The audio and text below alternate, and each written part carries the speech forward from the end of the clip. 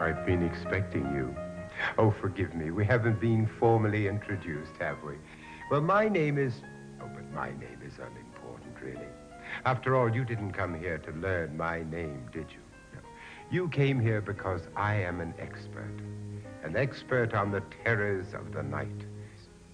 You've been admiring my library, haven't you? I've read all of those books, you know, and more. What we are about to explore is a vast subject and absolutely fascinating. There have been so many books written about ghosts. Are they just words on a piece of paper, nothing to be afraid of? Or do you find when you read them very late at night that they seem very real? Imagination. Oh, yes, of course, imagination. It's a lovely thing to have to entertain you on a long and boring day. But when it's dark, very dark, and you are walking a midnight mile through a lonely countryside, those shadows you see begin to twist and breathe, taking on shapes of all manner of ghoul and monster, and then they reach out and grab you. Do they? Or is it just your imagination? Possibly. The Ghost Belonged to Me, by Richard Peck. A story lives within these covers, a strange, wonderful, mysterious world waiting to come to life. Take your imagination, use it as a key to unlock this world, and then you can step inside and meet Alexander Armsworth. He's 13 years old, never seen a ghost before, never believed in ghosts. Until that peculiar young girl in his class, Blossom Culp, told him something that would change his life forever.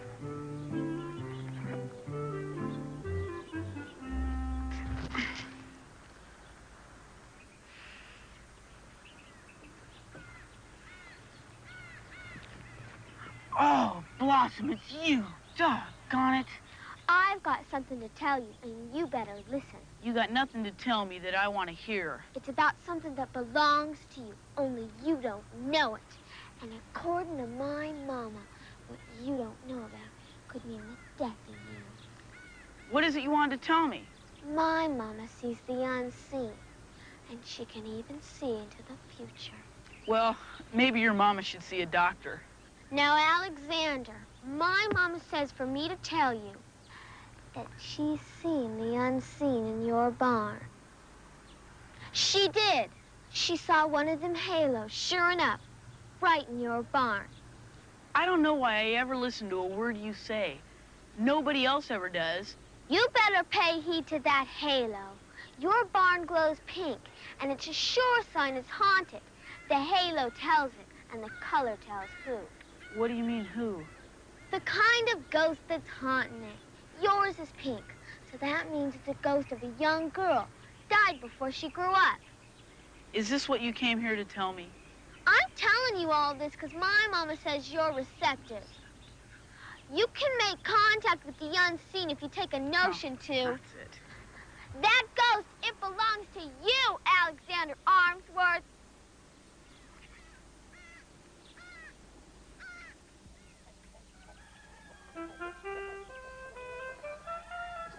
Alexander was left with Blossom's outrageous suggestion about the ghost in the barn and his own imagination, or maybe, heaven forbid, a real ghost.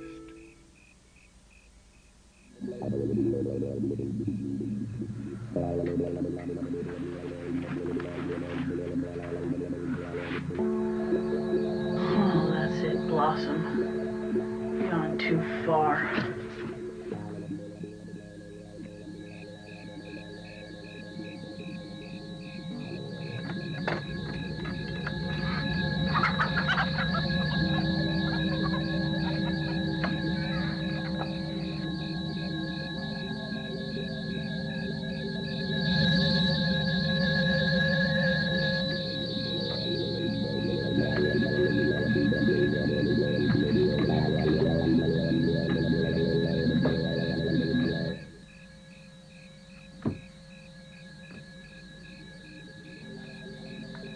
Blossom Culp, you outdone yourself.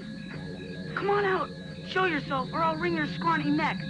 Come on out. I know it's only you in there.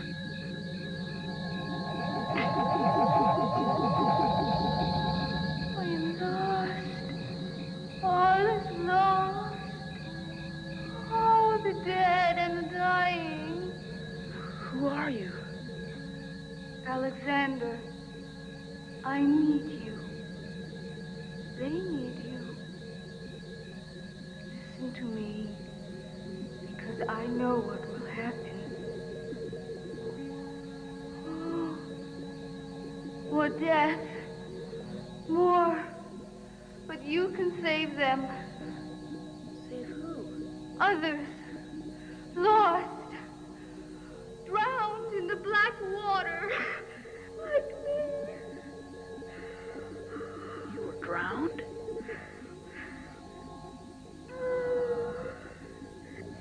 Holy mackerel. Save them. The bridge. The bridge is dangerous. The road leads to nothing. It leads to the bottom. Getting out of here.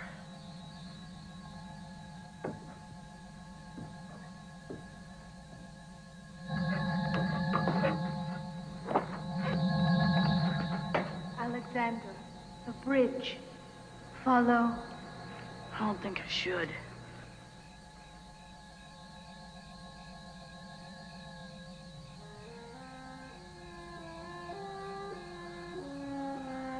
Follow.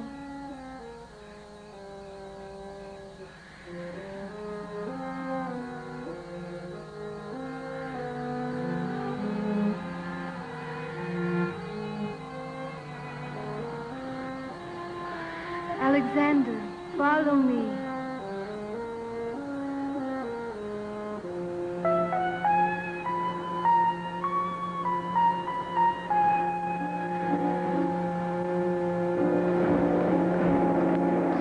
The river's up.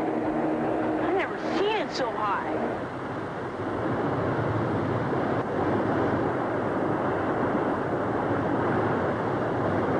That's what you meant, isn't it?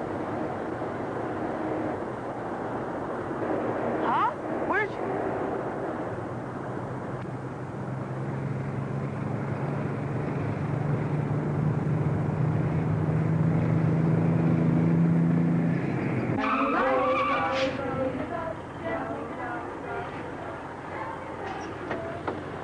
You crazy fool! What are you trying to do? Get yourself killed? I got a good mind. bridge!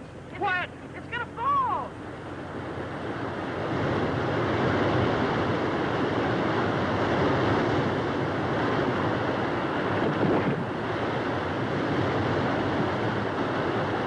Holy Moses. You would have been on that bridge. You were right, kid, but how did you know? Well, she told me. She brought me out here. Who? I don't see anybody. What are you talking Her, about? down the road, at the bottom of the hill. Look. I don't see anybody, I tell you. Wait! Don't go! I want to talk to you. Am I going to see you again? I don't know what you're looking at, kid, but I don't see anybody. No, I know. Can't. She belongs to me. If you were to ask Alexander Armsworth whether or not there are such things as ghosts, I imagine he might have a strong opinion. Did Alexander ever see that girl again? Well, I could tell you. Or you could read the book that tells their story, if you are brave enough. He kept his feelings a secret, though. Well, you know, people tend to disbelieve what a young boy might say. I mean, young people are known for their vivid imaginations, after all. What? Oh, yes, I know what time it is. I'll be with you shortly. You must forgive the intrusion. His manners leave a lot to be desired. Yes, now let's see, where was I? Oh, yes, are there such things as ghosts? Well, perhaps your question can be answered by this story. Washington Irving wrote it in 1820. The Legend of Sleepy Hollow. It's become an American classic. This book will take hold of your imagination and rattle it like an earthquake and leave you with memories of a trip into absolute terror. It all began when a young soldier in the American Revolutionary War had his head knocked off by a cannonball. To the good people who lived in Sleepy Hollow, he became a legend. The people believed in that legend because they had so often seen the terrifying headless horseman galloping across the countryside in search of his missing head. The night of this story, he was to ride one more time. Indeed, Mr. Crane.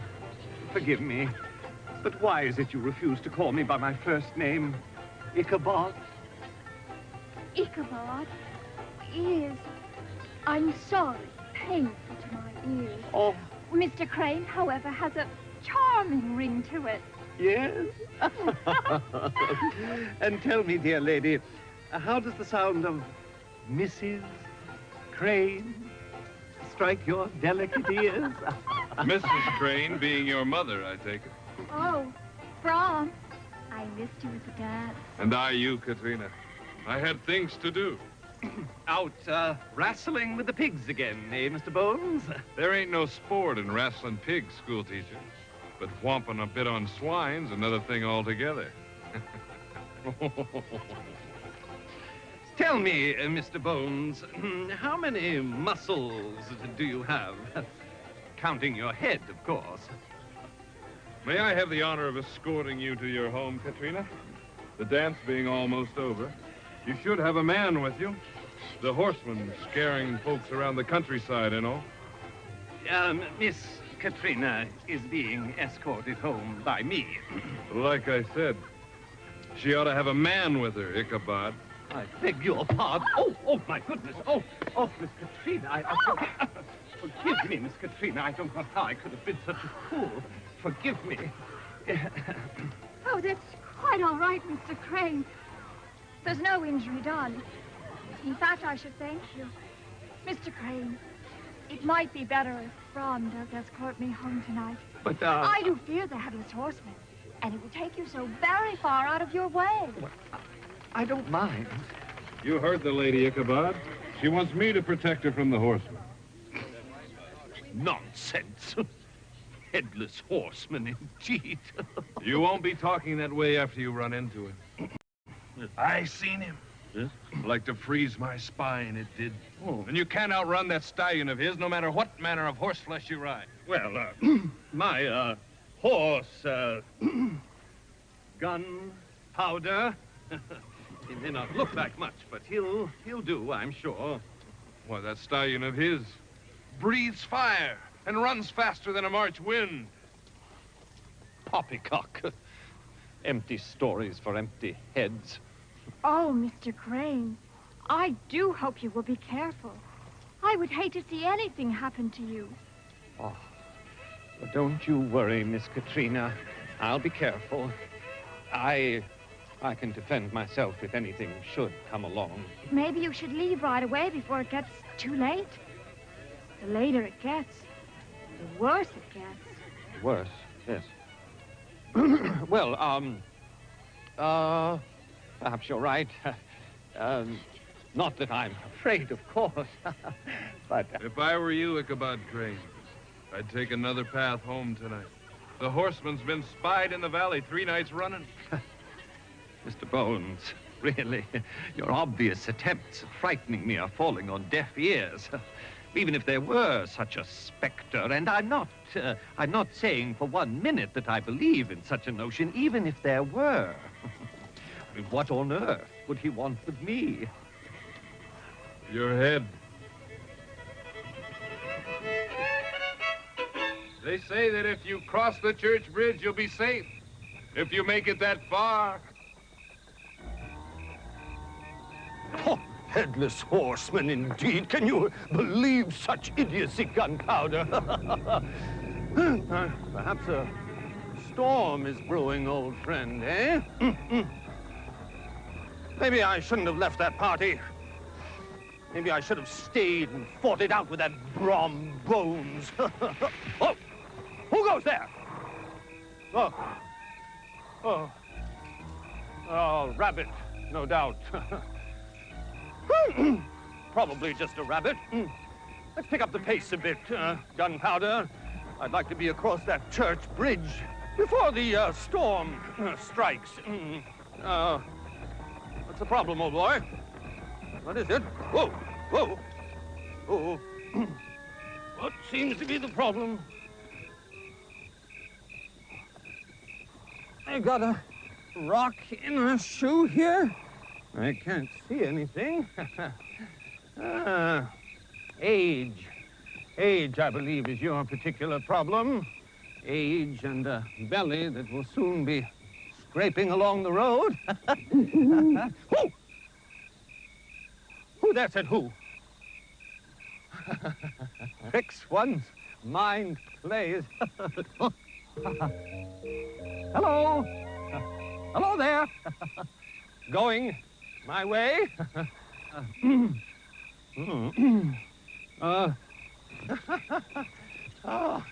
Oh dear. Oh my goodness. What am I going to do? Are you from around these parts? I've just been at a party over at Van Tassel's, and where are you headed? Oh, yes, let's go, Gunpowder. Oh, what's going to happen to me? Oh, I think he's getting closer. Oh, my goodness. Oh, he is following. Oh, my goodness. Oh, slow down. Oh, dear. Now, maybe if we just walk along. Oh, dear. And pretend that nothing's wrong.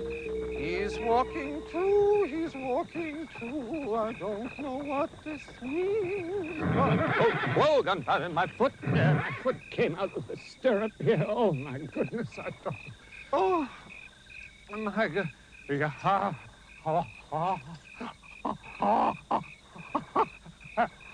Help! Gunpowder! Let's go! Help me! Help me! Somebody help me! Gunpowder! Go faster! Gunpowder!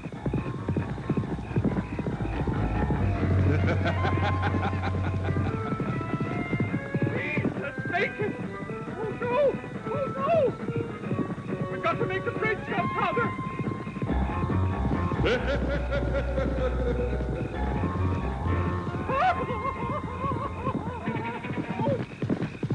Oh, my head!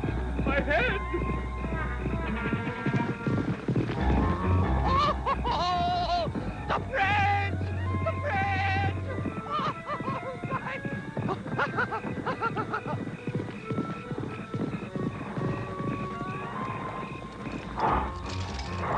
We made it, Gunpowder! We made it! We're safe! He won't cross that bridge! Try and catch me, you silly spectre!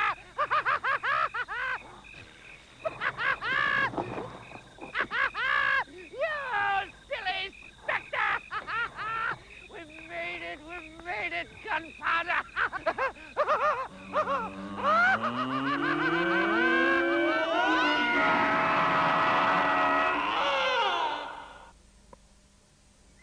Was the headless horseman a ghost?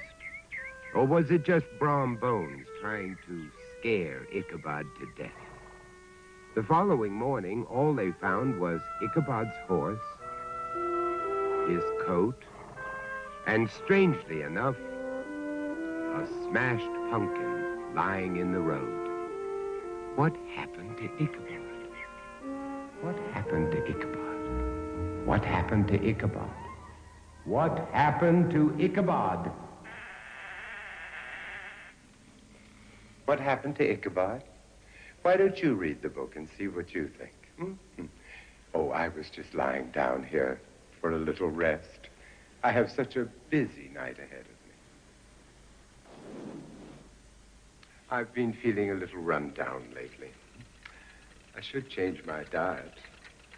But that's impossible, I'm afraid.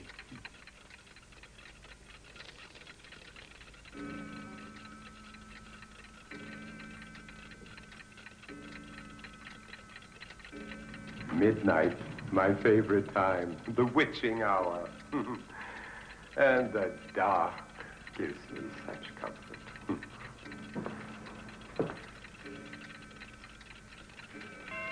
Thank you. Now, let's see, where was I? Oh, yes, the clock reminded me of something very important. John Bellairs built an entire story around that lovely ticking sound. The house with a clock in its walls. Oh, the way these authors can think of to scare us. Tick, tick, tick. It's a most enjoyable sound. That is, of course, unless the ticking comes from a clock with rather a deadly nature. Such a clock existed in the house of Jonathan Barnavelt. Now, this clock was... This... All right, now that's enough.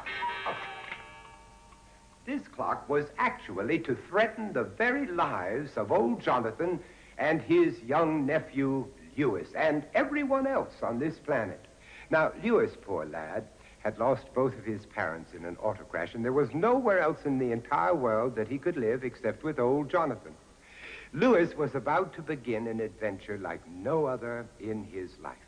He was to live in Jonathan's peculiar old house, and he was to come face to face with that ghost who was searching for that cursed clock. Well, Louis, this is going to be your room. Now, you must be tired after your long journey. I think you should go right to bed. But, Uncle Jonathan, it's early. We go to bed early around here, boy. What are we going to do tomorrow, Uncle Jonathan? You'll see.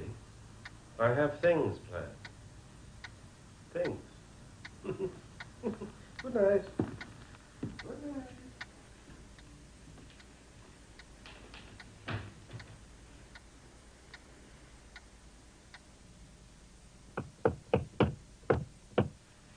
Come in. Suddenly, Lewis sat up, wide awake. What was that knocking? He tiptoed to the door as carefully as he could. He was frightened, but he was also curious.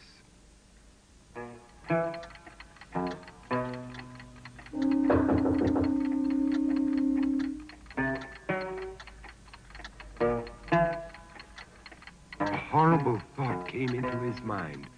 Was Jonathan crazy? His parents had always warned him about crazy people. Lewis followed Uncle Jonathan all the way downstairs to the library.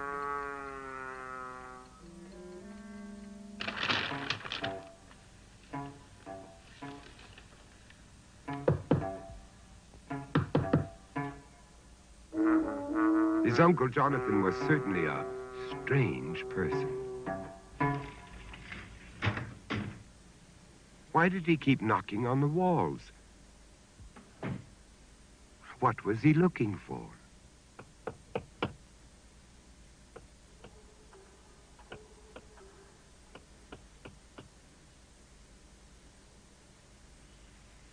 Yuck. I hope this isn't a distant relative. Yikes! A secret panel.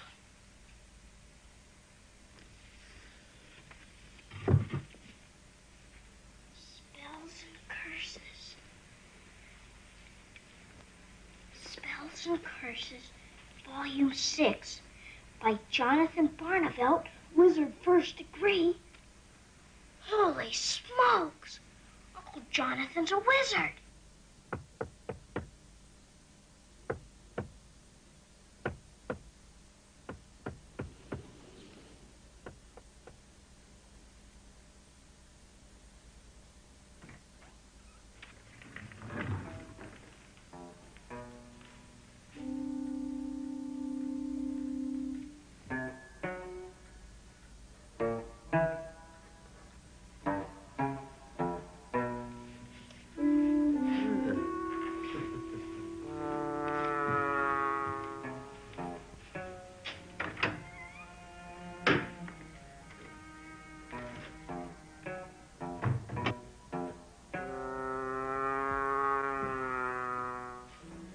Now Uncle Jonathan was climbing up into the dark attic,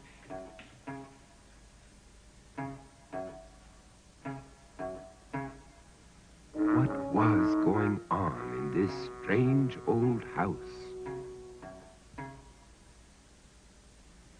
Louis's curiosity made him follow.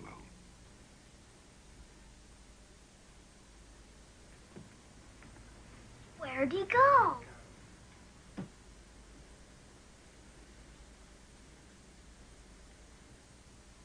An organ.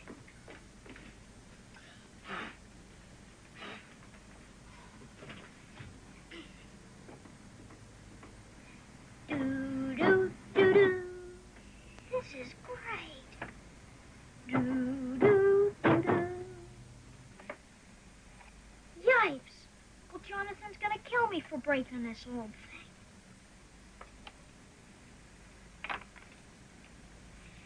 What's this? Doomsday? And who was Isaac Izzard? A witch. Ah! Louis, you have a lot to learn about sneaking around. Isaac Izzard was a witch, so he hid the doomsday plan in the old organ. I thought I'd looked everywhere in this old house. It used to be his house, you know. What is the Doomsday Plan, Uncle Jonathan? It's a plan to destroy the world, of course. He's got the whole world wired up. The clock, boy. The clock in the walls. Old Izzard hid the clock in the wall so he could come back and blow the planet right off the map. Come back? From where? From the dead, boy. Where else? You see, he died before he could set the alarm, and it won't go off until he does. I hope. I was hoping that this parchment would lead us to where he hid the blasted thing, but it doesn't. Just like old Izzard, he is trying to drive me crazy. You saw me stopping the clocks. I do it every night, so I can hear old Izzard's clock ticking. Listen.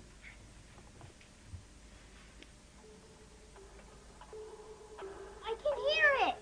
Of course you can. You can hear it all night long. That's why I've got so many clocks of my own. Rather hear them than that old ticker of Izzard's. I only stop him at night when I go to look for his. Well, why don't you just tear down the walls and get it? Oh, I could. I could tear down the whole house and set it off by accident. Uncle Jonathan, I got a question about the books and stuff in the secret panel. I peeked. Yes, I know. Well, they say you're a wizard. Well, I am, as a matter of fact. I was going to show you those books and things before long anyhow. And my crystal ball. And here, my hand of glory. When the candle is lit, I can stun anyone so they can't move if they so much as look at it. So you'd better behave yourself.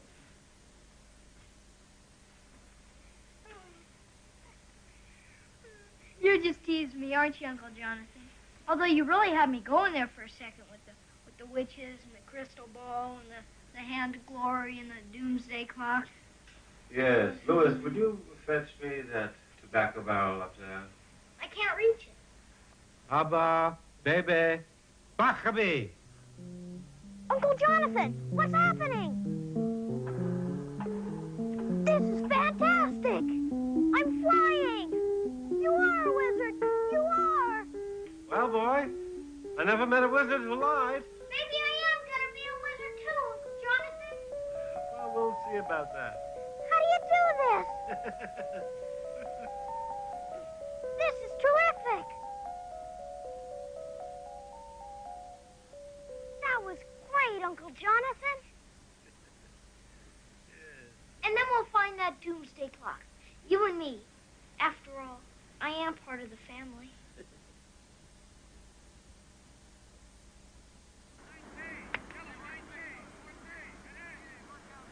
Hello, Darby. What you doing? What's it look like, Barnabelle? Does it look like I'm playing checkers, huh? I wish I could learn how to hit a baseball like you can. Nah, you can't. It's not something you learn. It's something you gotta be born with. It's a gift, Barnabelle, and I got the gift and you don't. You going trick-or-treating tonight? No, Halloween's for kids. Yeah, you're right. I guess me and my Uncle Jonathan probably just cast some spells or something. Maybe we'll eclipse the moon if we feel up to it. You're not only little, you're loony. What do you think you are, a witch or something? Wizard is the term if you want to be professionally precise. Yep, we are. It runs in the family. It's a gift. You gotta be born with it. You're a liar, Barnabelle. You're a big loony liar. I am not, and I can prove that I'm a wizard. Oh, yeah? Well, then do it. Just do something wizardy. I dare you. Well, I can't. Right here, right now. Yeah, I thought so. Well, I mean I can. But not until midnight. Midnight's a special time for us wizards. Okay, then I'll meet you somewhere at midnight. Well, it being Halloween and all, you ought to just love the spooks and goblins up at the graveyard. And it's good and dark at midnight. Just us and the dead. Yeah, that sounds okay to me, I guess. Okay, then. At midnight at the graveyard. Well, if you're a wizard, then you can raise the dead, right? Yeah. This is one thing I gotta see. Wiz. Is this some kind of showdown? Look on it as an opportunity. You're a new kid in town. You gotta prove if you're hot stuff or not. Yeah, right, midnight. I'll raise the dead. It's gotta be here somewhere. Let's see. Levitation. Disappearing. Eclipsing the moon. Gee, you can't eclipse the moon. And I had to go and tell Darby I could raise the dead. Let's see. Aha! Raising the dead. Let's see. Supplies. Incantations. Midnight. I'm late. Darby! Where are ya? Darby! It's me, Louis Barnaville. Very funny, Darby. I know it's you.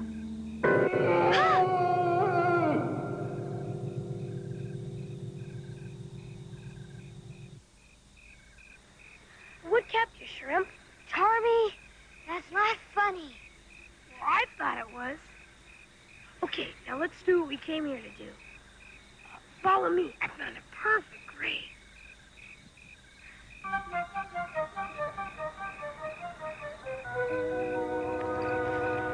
Hey, what do you think? It's a beaut, huh? Oh, and look at this. The trumpet shall sound and the dead shall be raised. Did you bring a trumpet, Hotshot? Well, not exactly. Okay, well, let's do it. Gotta sit down first. Let's see. It says here to draw. 2 circles. Yeah, 2 circles. What are those? Magic symbols. I don't see any dead people. It's not finished yet. We gotta put in the name. So put it in. Well, the tomb doesn't have any name written on it. Maybe if we sit here for a minute, it'll come to us. Shine the light down the center of the circle.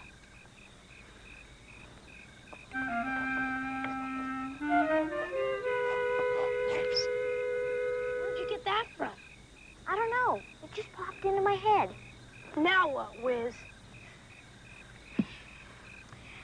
Abba, Baba, Bacabed.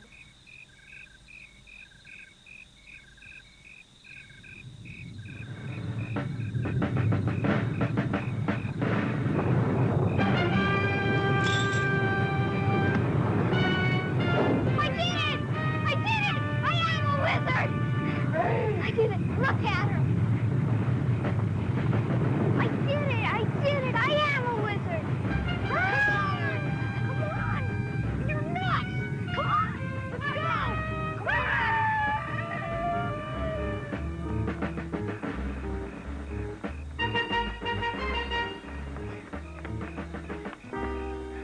Come on! We'll get my uncle to help us. Are you crazy? I'm not going to your house. What's the matter? Are you afraid of him? No, I'm not afraid. I just don't ever want to see you again. I'm going to tell my mom on you. Uncle Jonathan! Uncle Jonathan, I just got to talk to you. Shh. It's louder than ever. But I just to you. Please listen to that. It's been taking away a storm since just after midnight. Uncle Jonathan, I went to the graveyard and raised the dead. I guess I bragged a bit to Tarby. And he dared me to try it, so I did. And Uncle Jonathan, I did it! I did it! So you used my books, eh? And you raised the dead, eh? Yes, sir. You are part of the family. You passed the test. Then you aren't angry? No, you should have asked me before you got into my books and papers, but it's okay. Listen, that clock is having fits. So go on. Tell me, what did you do? Well, I did just what you put down in the book. But the tooth didn't have any name written on it. And the book says it's important to have the name of the person written in the circles. Oh, you gotta have the name. So I just sat there and thought about it. And when the name came to me, I wrote it down. Selenna. And boom, bang, out she popped. Selena?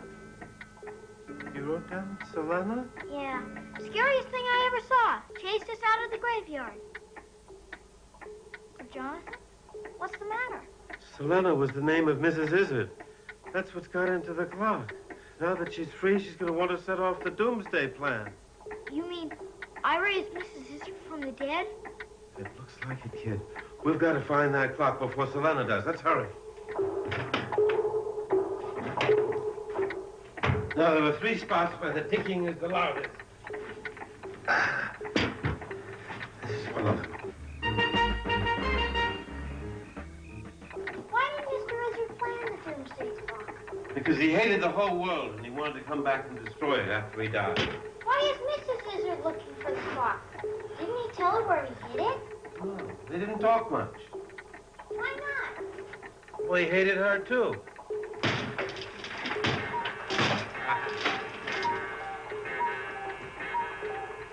Not there.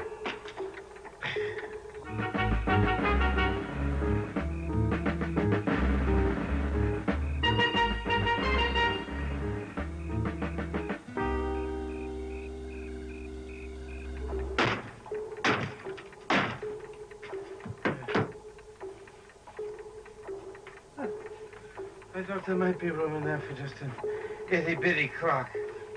But no luck. If Mr. and Mrs. Izzard hated each other so much, why is she coming back to set off the doomsday clock for him? Well, it was theirs together. Whoever came back first would get to set it off. She's most probably absolutely delighted to deprive him of the pleasure. They really are wicked. No love in that family. No love, but they were brilliant and very logical. Then there's no point in our being logical, is there? What do you mean? Well, if his magic was logical, it probably can't understand magic that isn't logical. Maybe we can confuse it. Let's use some magic that doesn't make any sense at all. We'll just make it up as we go along. You mean like some crazy magic word or action would lead us to where the doomsday clock is hidden? Right. Why don't you play a magical song on the organ?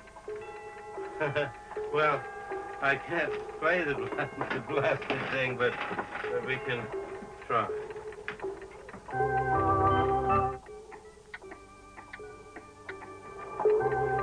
Take me out to the ball game. Aha! I got it. Baseball games are played on diamonds, and diamonds are a suit in a deck of cards. So what? This doesn't make any sense at all. Good. Then we're doing it right. Okay, magical cards, do your stuff. They're all the 8 of diamonds. What does that mean? That means that the number 8 makes no sense at all. Oh, tell me, mystical 8-ball. Louis. Where is the clock? Louis, I bought that in a toy store. It only says yes, no, or maybe. Where is the clock? Uncle Jonathan, it's in the coal bin. Well, I'll be jiggered. It didn't make any sense, but it worked. Let's go.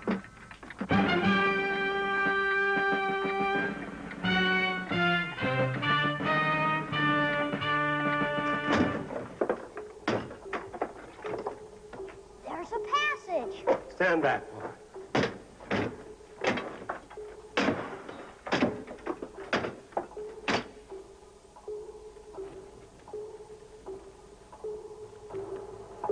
The doomsday clock. In a secret passage. Now what? Those must be the wires that connected to all all the capitals of the world. Don't touch! Why? It might go off. I thought you said it wasn't set yet. Well, you have to dismantle it very carefully, like a time bomb. Now, it may not go off. On the other hand... Thank you for doing my work for me. I do hope you haven't tired yourselves. Well, look at you, Jonathan. Trapped by my hand of glory. I'm surprised at you. You should know better than to stare at it. Boy! Turn around and face me.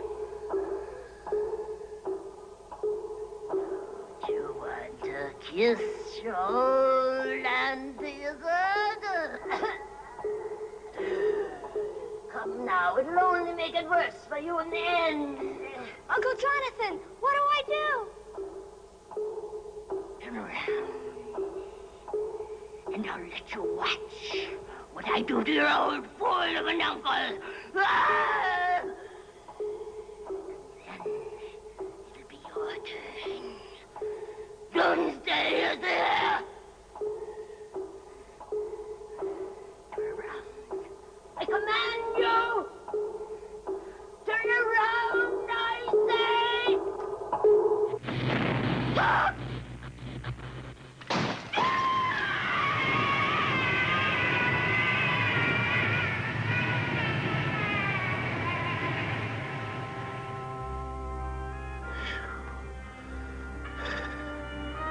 You did it, boy.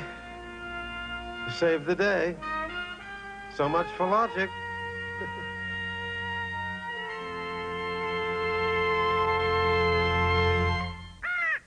Hello, my beauty.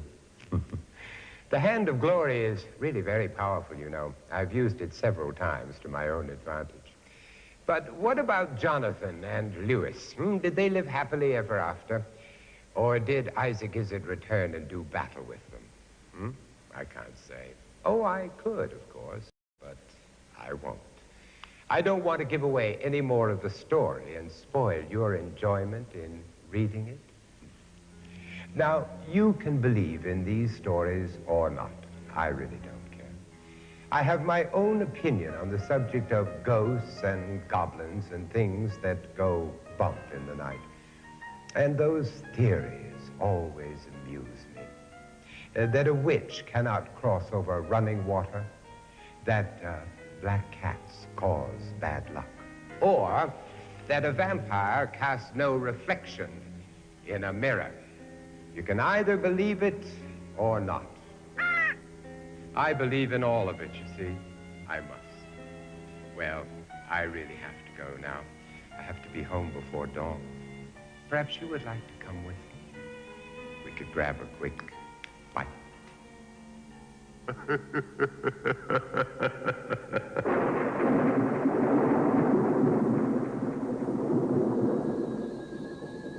Alexander, I need you. Follow me.